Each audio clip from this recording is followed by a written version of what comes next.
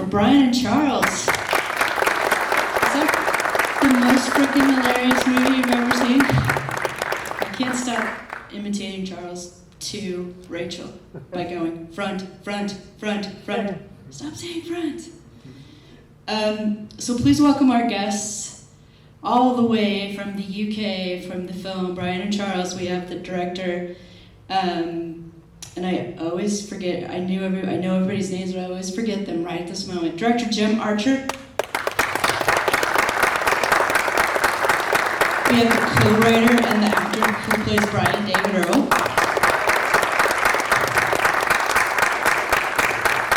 And producer Rupert Majendie. Welcome, guys. Thank you so much for coming out. Thanks for having us. Thanks. We've just been talking about what they've been doing on their visit to Los Angeles, and it's a pretty interesting story. Is it? Is it? Going to a lot of fancy places that I've never been before. The Tower Bar. Oh yeah, we're just sort of, soaking it all And up. not Universal Loft. Where are you set to go after? Not Mondrian, but This feels private, I don't know. just sounds fun, and I'm jealous because I never go out anywhere. So this film started out as a short that in 2017 that you all worked on. Do you want to talk about what were the original ideas for what inspired Brian and Charles? So I'd been performing as Brian on the stand-up comedy circuit, and he was like the world's worst comedian. So I'd go on and tell bad jokes because I wasn't very good at actually writing good jokes. So and sometimes it would go really well, and sometimes I'd be the most hated person in the venue. And that's when it was at its best. Yeah. Yeah. Yeah. And Is this in Wales or is this like in London? this is everywhere around the country. Oh, everywhere. Okay. Yeah, yeah. And then about 10 years ago, I started an internet radio show where he was then the world's worst phone-in host. There's a theme here. Yeah. Yeah. You can probably sense it by my little anecdotes. And so people would Skype in, and as Brian, he'd struggle to converse with them. And then one night, this guy Skyped in, but you were too shy to... I was, yeah. Not anymore. Sorry. Loves the limelight. And Yeah, give a round of applause. For being shy. 10 years ago. And so instead of talking to Brian, he used this, Rupert used this software, and one of the voices he used was Charles. It really made me laugh, and we created this little relationship. So I'd be chatting to Charles, and I'd have to wait 10 seconds for a reply because he'd be tapping away on the keyboard. Yeah, you could hear the tap. Yeah. But you'd fill the silence and go tap, tap, tap, tap, tap. And is the voice that you used that night the same that you used Yeah, in it was short and called the Charles, feature? and that's, called- yeah. Yeah. And then that night So as you well. do the voice of Charles, and Yeah, traditionally. Yeah. Yeah. This is the guy. Sorry. oh my God, Charles is you. But then he asked me that night, didn't you, what's your surname? I don't know why, I just said Petrescu. Yeah. And it stuck. So yeah, So he that was stuck. born that night. There's not a lot of thought gone into this. No.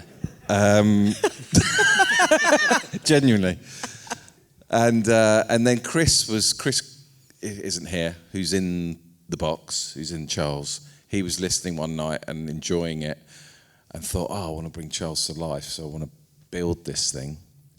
And so he built Charles like within 9 minutes using a cardboard box and a...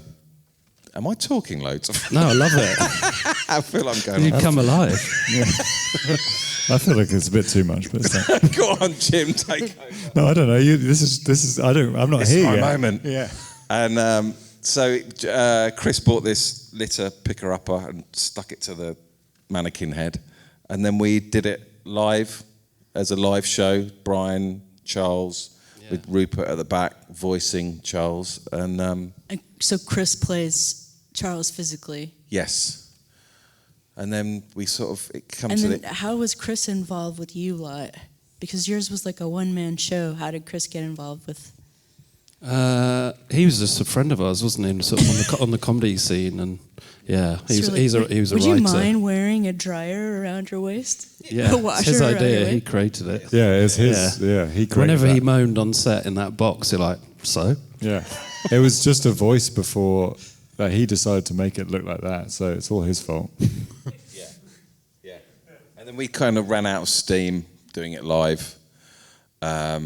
So we thought, let's try and immortalise them and make a short, stick it on YouTube. No one's going to watch it, and move on to the next project.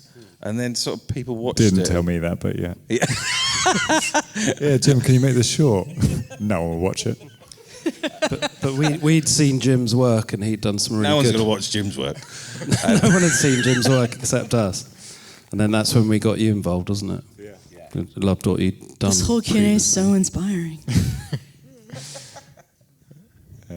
Yeah. No, it seriously is, because when you do a lot of Q&As, you find out people's inspiration comes from the most unusual places a lot of the time. They weren't sitting around trying to find an idea. They were forced to come up with something. Yeah. That's what happened in my Q&A from last night. It's like, we promised a short.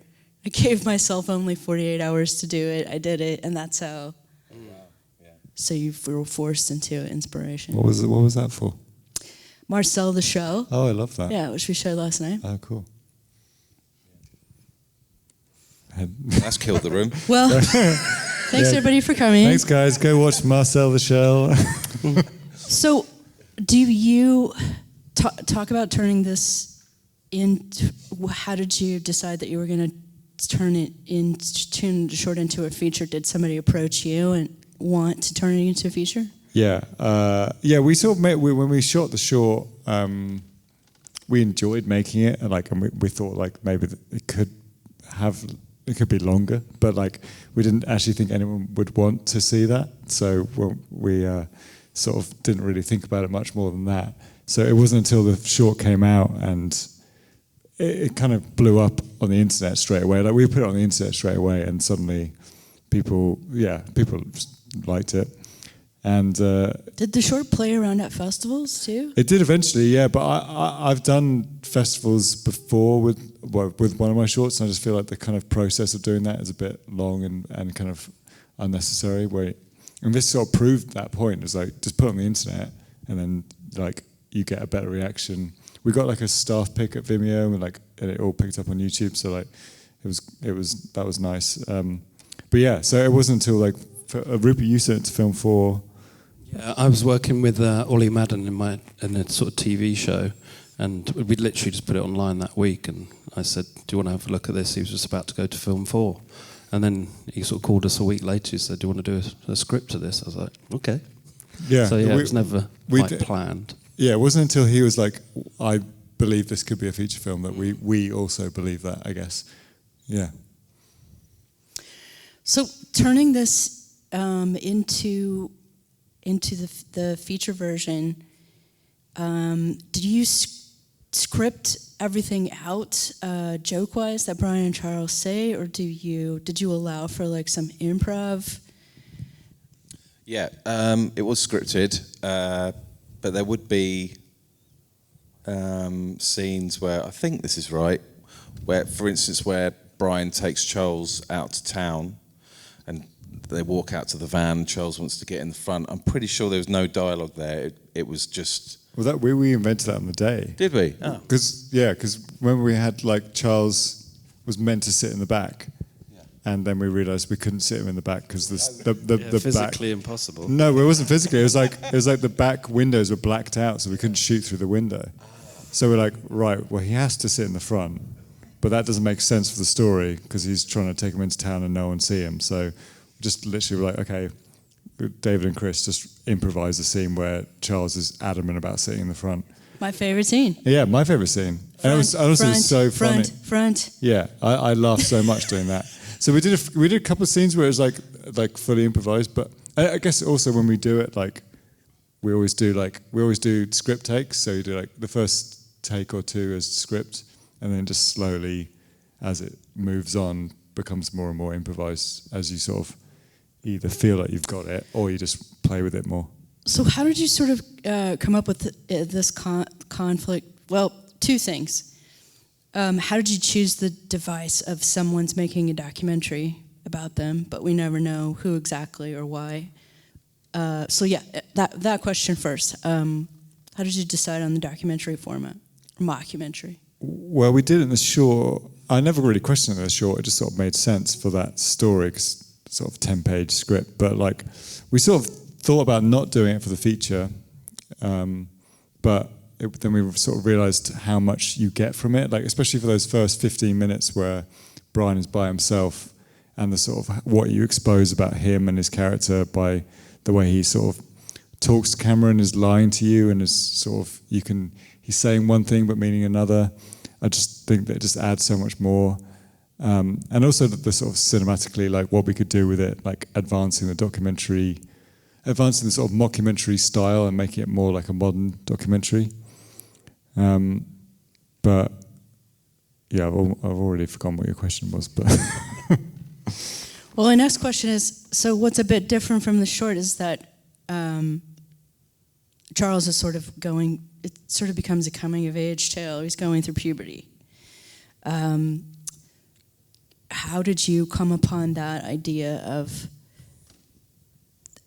this is what's going to cause the conflict between that Brian and came Charles? late on in the writing process, and I, at the time of writing, my eldest, I've got 3 boys, my eldest was sort of 14, I think, 13, 14. And yeah, you know.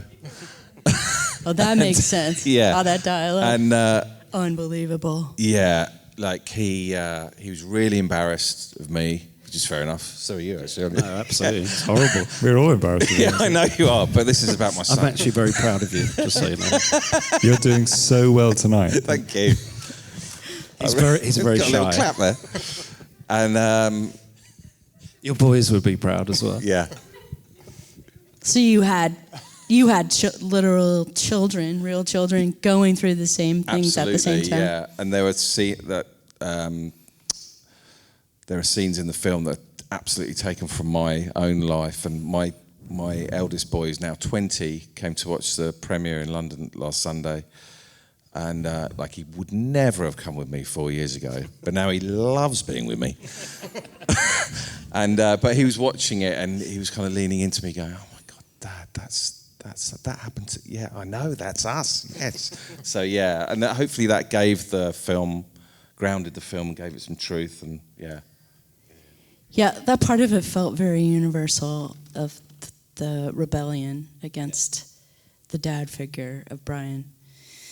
Did you so when you had written this, was it pre-pandemic? Did you know you were going to have themes that were kind of overlapping with the pandemic, the isolation and the loneliness of Brian? And No, not till that's just coincidental. We were ready.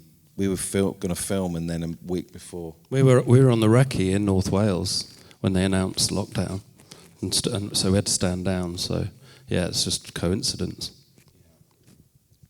Yeah.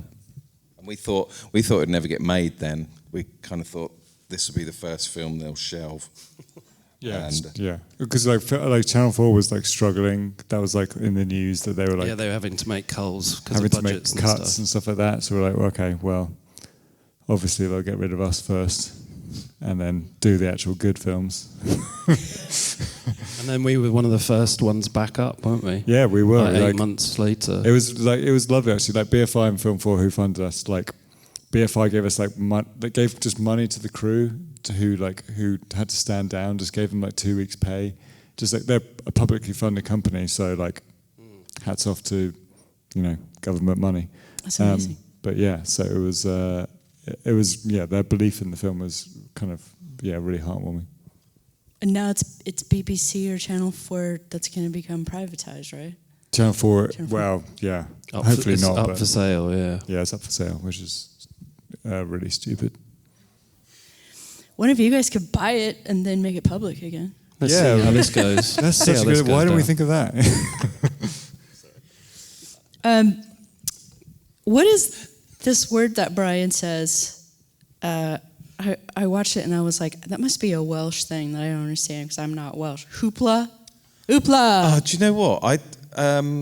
My wife is half French, and my mother-in-law came over last month, and it suddenly dawned on me. I was like, why do I keep saying hoopla in the film?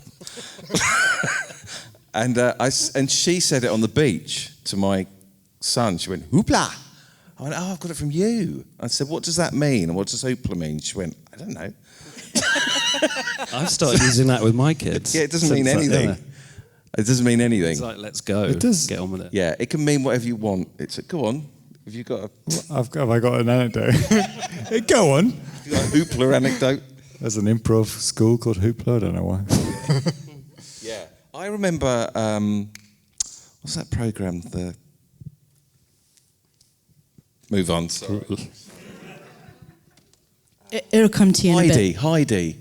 Oh, yeah. The children's show Heidi. Do you remember that? Yeah. And she had a friend who was a shepherd, little shepherd boy, Peter, and he'd go, hoopla, to the sheep. So, cheers, everyone. Thanks for coming. So it's some phrase that originated somewhere in Europe Yeah. Got there in the end. that Swiss people and French people know. Yeah. All right. Well, I'm going to feel free to adopt it. And actually, we have a streaming service called Hoopla in the United States. Does anybody use Hoopla? Yes. It's through the LA Public Library. Oh, So if wow. you have a library card, you can sign up for it and stream movies for free. Oh, wow. Maybe Brian and Charles will be on there one day. They're good movies. Yeah. There's 2 services called Canopy and Hoopla. And they're free streaming services. Maybe in the next film. So maybe Brian and Canopy. Charles will be on there. Canopy. Doesn't work. Canopy. Canopy. Sponsor. Oh, it's Canopy. So when you were writing this, I love this movie because it's laugh out loud funny, but also incredibly poignant. So when you were writing the script, what kind of conversations you have around, so what I'm thinking of is the moment when Brian and Charles first meet and they're in the living room area or wherever that is, and Charles says, "Hi, Brian, I'm your friend," and suddenly Brian's just like, I think that how was, do you That was improvised. craft moments like this isn't going to be just a comedy like Dumb and Dumber. This is actually needs to resonate with people. Yeah, I'm sort of not interested in doing those comedies, really. Just, I kind of want to feel that sadness and truth. And that was improvised, that moment, wasn't Yeah, it? that line was, yeah. Yeah. And then your response, yeah. Yeah. Me hiding on the stairs behind that room. Yeah. Yeah, it was one of those things where it was almost like, oh, this feels a bit on the nose in the moment, like, oh, just saying it. But just then David's kind of reaction was just like, yeah. I've got a friend, Just yeah. you weren't expecting him to say that, so it really felt very honest. But yeah, we were so interested in making a film that was like, yeah, had all this kind of emotional depth to it beyond just being, because it's like, on the surface is really dumb. Like, it's a washing machine and a mannequin's head, and he becomes friends with it. Like, that doesn't make any sense. And I love that, but also... And an absolutely square-shaped cardigan. Yeah, very square. But The cardigan and the bow tie. but it's almost funnier to treat that incredibly seriously, but also we wanted to sort of people to connect with it. I think I saw something written that suggested they thought that Brian might be on the autism spectrum. Was that anything that you thought about when you were writing it? No. No, not at all. No. He's just a lonely, pleasant guy who tries to be positive, and he's just a bit awkward around people, a bit shy. So no. I mean, he might be, but it's not. It wasn't a sort of conscious decision. Will there be a sequel to Brian and Charles? Start filming next week. Yeah, we're We haven't written it yet, but Is that no, we'd seriously? love to. No. 10 million. Can I really budget. believe that? No, we'd love to. You kind of Yeah. set it up really well for a sequel with, Yeah. We get asked Charles that a getting lot. on that train. It's kind of it's weird that we get asked that. So we do get asked that a lot if there's a sequel, which I don't imagine most films get asked that. But I mean, people have to watch it, and I mean, it needs to sort of justify it financially for us to. Yeah, we've made a sequel to a film no one watched, but but yeah, I mean, there's definitely more story to tell if it happens. But also, I'm kind of very happy how we left it, and I've sort of feel like it's done. But if it makes Oh, wow. million. Oh, okay. Oh. Fair enough. New director, sorry. I think. Sorry, I thought I wanted to tell you here, guys. I was waiting.